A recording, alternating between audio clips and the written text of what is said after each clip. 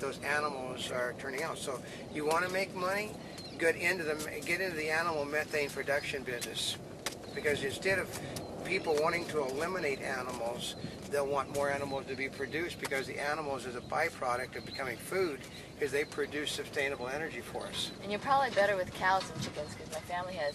I know chickens, we have a chicken ranch. And somebody refers to as a chicken farmer.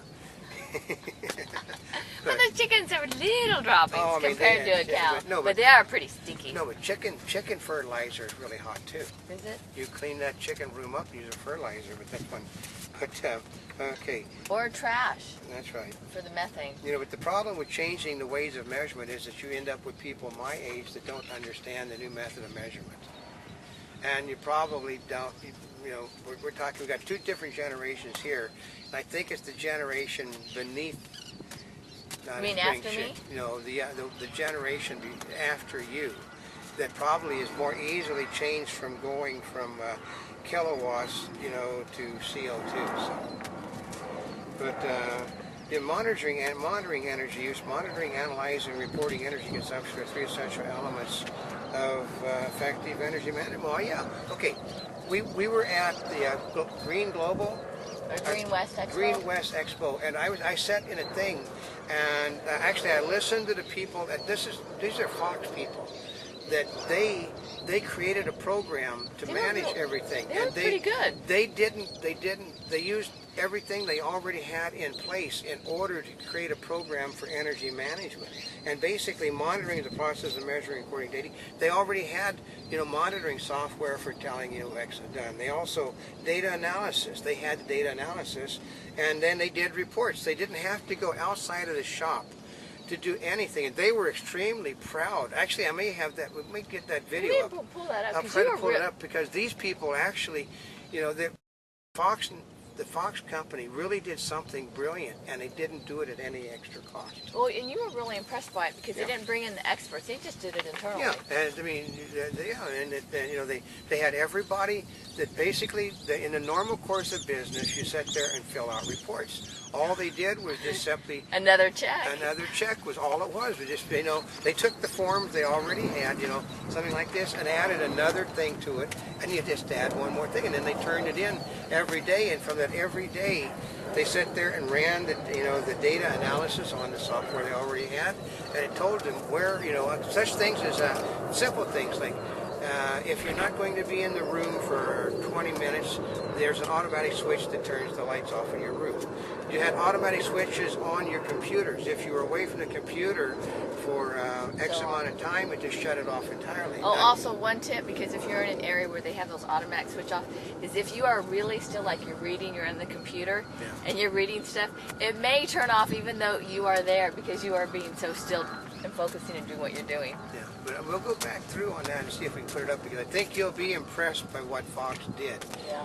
Because, and actually, I think they said too to contact the people that were there. It's probably on the video telling you to where to contact them, and they could give you tips on how they did it. Yeah, you'll have to pull that one up, because you were really impressed by that one.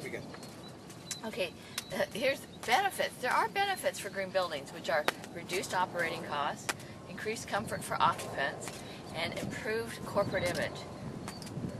Yeah, sounds good. Yeah, no, those are the benefits. But, you know, actually, operating. I don't know about increased comfort for occupants, because it doesn't necessarily. No, basically they want it to be hotter in the summer and colder in the winter, and it really doesn't reduce operating costs up front. Up front, you're loaded with tremendous expense. You're talking about long-term operating costs, okay. But it does. The big one though is improve corporate image. That's what it always does. That's why so many companies are putting.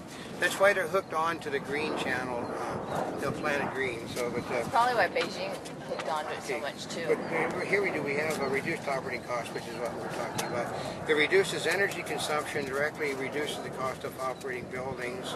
Energy consumption affects your bottom line. Energy is not a fixed cost, as we know in the world at the moment. Total energy cost equals cost of energy, you know, kilowatts times energy consumption, kilowatts. Bill Green can develop an energy management plan to reduce your operating costs. That's once again takes you back to the Bill Green. Yeah. Oh, that's them. Okay. Okay. Now here's the one that we're iffy about. They're kind of iffy. This says it's increased comfort for occupants. I don't know about that, because they say that, well, they think you'll feel different because you'll feel different because of natural light. I like natural light, but natural light can be very dark at times, though. Well, sometimes if there's not enough natural light, you need then you have to go to the fluorescence, and I hate fluorescence. Yeah, it reduced temperature variation. Well, because what they want to do is a standardization, because like it says right up here, how do you feel when you go from one building to another building? Because, I mean... If it's the same from all the buildings... Then if you go from, you can walk from one building into another building and you don't have a thing. I mean, okay, my family is from the restaurant business also, it's like construction. I know that my family found out the fact that if you kept your temperature at a certain temperature in the building, that when you came into the building, you didn't basically, just like sometimes you would go, I used to go into a buffet when I was younger. It was like an icebox in that buffet. I'd go in there and I'd be so sick from the cold I didn't want to eat the food. So we didn't go there anymore. So if the temperature was about the same all the time, you're probably better health-wise instead of going in and out of different temperature. Right. The other part that they don't have on here is that sometimes when you're in an office building and you're in an office where the sun comes in, depending on the time of the day, the office can get pretty warm. So they've got a way to... I can guarantee you that, folks. I get burn marks on my arm from my office because there's no air conditioning in that place. He does have lots of fans. I have lots of fans. But part of it is here, it usually doesn't get that hot. And so some buildings, not all the buildings have air conditioning around here. I know, but we're still, I mean, it's maybe the 21st century, but air conditioning is not in every building.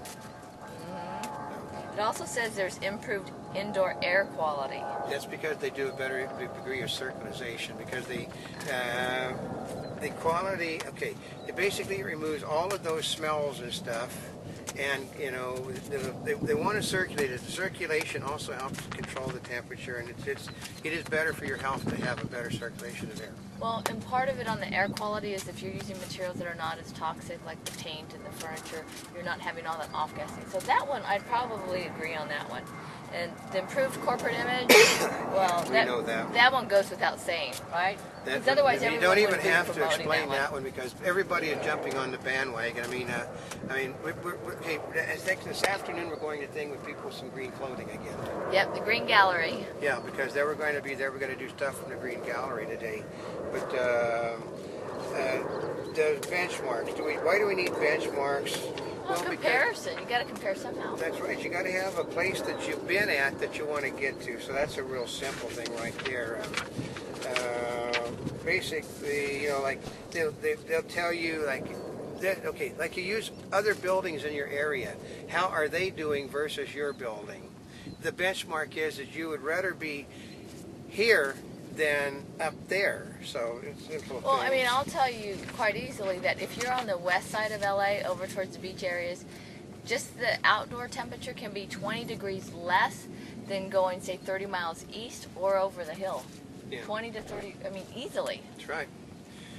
So then we got rating systems aimed to provide an indication of building performance. There's many rating systems in the world as you've got, hairs on your head. I mean, I like 5-star. Yeah, we got Green Star, First Rate, Anthers, ABGR, Basic, LEED Canada, LEED USA, Beam UK. But said most of the systems are designed for residential, commercial, office buildings.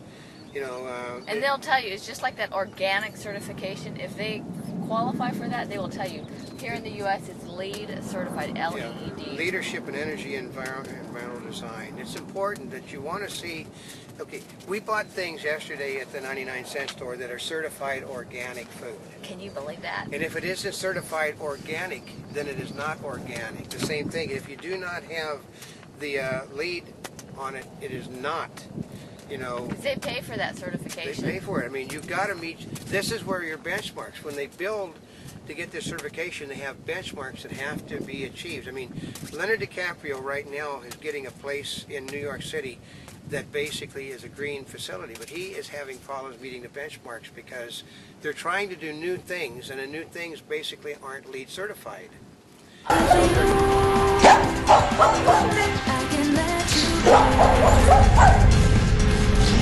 Keep